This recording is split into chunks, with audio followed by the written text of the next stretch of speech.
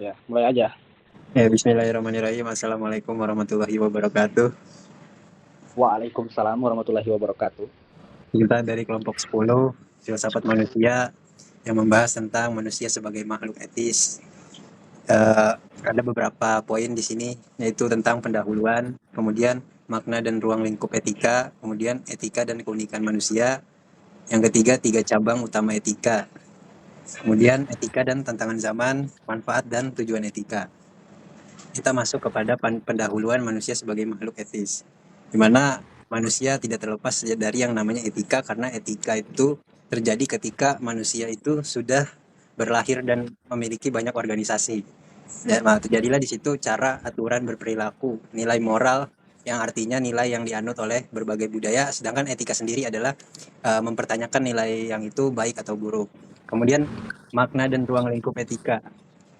uh, Makna etika adalah pengetahuan tentang kebaikan dan keburukan. Kemudian ruang lingkup etika itu banyak. Jadi ruang lingkup etika itu adalah dan niat, tanggung jawab dan perbuatan manusia itu sendiri. Kemudian etika dan keunikan manusia, di mana hanya manusia saja yang bisa beretika gitu. Kalau hewan-hewan dia tidak bisa, karena dia hanya tidak memiliki jiwa dan tidak memiliki rasionalitas gitu. Hanya mengikuti nalurinya mereka saja. Kemudian ada tiga cabang utama etika. Yang pertama, etika normatif, di mana etika normatif adalah etika yang membahas tentang bagaimana seharusnya kita berperilaku.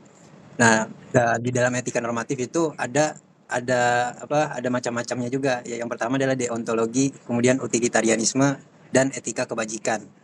Etika deontologi dicetuskan oleh Immanuel Kant, yang dimana dia percaya bahwa sebuah kebaikan itu ditentukan dari niat, bukan dari hasil atau dari kemanfaatan banyakkan orang. Dimana contohnya ketika kita berbuat sesuatu walaupun itu buruk tapi kita berniat baik, itu dipandang sebagai sebuah kebaikan bagi Immanuel Kant. Kemudian utilitarianisme yang mencetuskan adalah John Stuart Mill. Dia mencetuskan bahwasannya kebaikan itu terjadi ketika sesuatu yang dihasilkan itu memiliki banyak manfaat dan tidak berpengaruh pada niat seseorang. Dia berpengaruh pada hasilnya, ini hasilnya baik atau bermanfaat bagi orang lain apa tidak. Kemudian yang ketiga dicetuskan oleh Aristoteles, di mana etika kebajikan ya, atau yang kita sering dengar adalah Nikomachean etik, di mana kebaikan itu dicapai dari rasionalitas, dari sebuah kebaikan yang murni. Jadi suatu perbuatan dianggap baik jika itu positif secara nilai, tidak ada konflik of interest dan dilemanya. Kemudian kita lanjut kepada etika dan tantangan zaman. Di zaman yang kontemporer ini banyak sekali tantangan-tantangan terhadap moral kita ya. Contoh kasusnya di era digitalisasi dan ekonomi yang makin menurun, di mana moral itu tidak dipandang sebagai sesuatu yang penting lagi, melainkan sebagai sebuah formalitas gitu. Ya, banyak contohnya seperti ketika kita baik kepada guru bukan sebagai terima kasih terhadap guru tersebut, melainkan sebagai kenaikan sebuah nilai gitu. Kemudian manfaat dan tujuan etika. Etika sebagai pedoman hidup pribadi. Etika sebagai pedoman hidup pribadi sangat penting karena etika bertujuan untuk mencapai sebuah kebahagiaan yang benar gitu. Uh, Kalian terserah mau menganut deontologi, utilitarianisme atau Nicomachean Ethics. Nah, itu kan berbeda pandangannya ya. Kemudian yang kedua, etika dan kehidupan sosial. Kehidupan sosial juga tidak lepas dari yang namanya etika, karena etika menjaga keharmonisan dari suatu peradaban. Jika tidak adanya peradaban yang beretika, maka peradaban itu akan hancur gitu. Kemudian etika dalam dunia profesi. Nah, profesi itu yang lebih spesifiknya dari kehidupan sosial, di mana dalam profesi ini dia menciptakan tujuan-tujuan yang akan melayani manusia, seperti eh, perusahaan CSR yang melayani masyarakat dari keberagaman budayanya. Di situ dia dituntut untuk bermoral dengan cara kebaikan, dengan peduli, bertanggung jawab, timbal balik, dan solidaritas. Kemudian membangun kehidupan yang bermakna. Etika ini secara keseluruhan itu bukan sebagai sebuah kesuraman masa depan, melainkan etika bertujuan untuk mencapai kebahagiaan. Gitu. Kemudian kita lanjut kepada sumber nilai dan macam-macam etika. Dan kesimpulan yang akan dijelaskan oleh saudara kita, yaitu Hasbalah Jalaluddin. Dipersilakan. Oke. Jadi sumber nilai etika itu dapat berasal dari berbagai aspek kehidupan manusia, antara lain itu ada agama. Jadi di agama itu memberikan pedoman moral dalam Islam.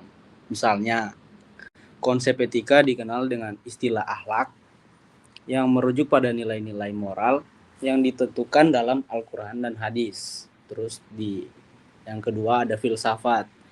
Filsafat memberikan landasan moral dalam memahami konsep baik dan buruk. Melalui filsafat, etika dikaji secara kritis untuk memahami prinsip-prinsip moral yang universal. Terus yang ketiga itu budaya. Jadi nilai-nilai etika juga berkembang dari kebiasaan dan tradisi masyarakat. Budaya lokal membentuk norma-norma sosial yang mengatur perilaku individu dalam komunitas tertentu. Terus yang keempat, ada hukum. Sistem hukum menetapkan aturan yang mengatur perilaku masyarakat. Hukum berperan sebagai sarana pengawasan sosial untuk mengendalikan praktik yang tidak sesuai dengan nilai-nilai etika. Dan yang kelima ada politik. Jadi kebijakan dan keputusan politik itu dapat mempengaruhi nilai-nilai etika dalam masyarakat. Jadi politik menentukan prioritas dan distribusi sumber daya yang berdampak pada keadilan sosial. Terus kita masuk di macam-macam etika. Jadi etika dapat diklasifikasikan berdasarkan pendekatan dan penerapannya, antara lain yaitu yang pertama etika deskriptif. Jadi mempelajari dan menggambarkan nilai-nilai moral yang berlaku dalam masyarakat tanpa memberikan penilaian. Yang kedua ada etika normatif. Etika normatif itu menetapkan standar atau norma tentang apa yang seharusnya dilakukan oleh individu atau kelompok. Ketiga ada mateetika, yaitu menganalisis makna dan penggunaan bahasa moral serta dasar-dasar logis dan prinsip-prinsip etika. Yang keempat, etika umum. Menganalisis makna dan penggunaan bahasa moral serta dasar-dasar logis dari prinsip-prinsip etika. Dan yang kelima ada etika khusus.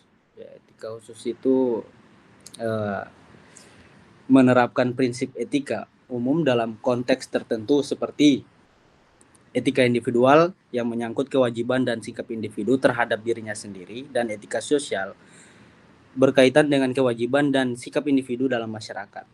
Terus ada yang keenam, ada etika profesi, mengatur perilaku profesional dalam bidang tertentu seperti kedokteran, hukum, dan jurnalis.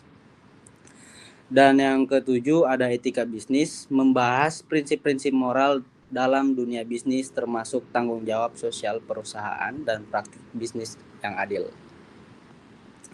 Kita masuk ke kesimpulannya. Jadi manusia itu sebagai makhluk etis memiliki kemampuan untuk membuat keputusan berdasarkan nilai moral yang dipandu oleh akal, hati nurani, dan kebebasan. Dalam kehidupan sehari-hari, manusia itu dihadapkan pada berbagai dilema etis yang membutuhkan refleksi dan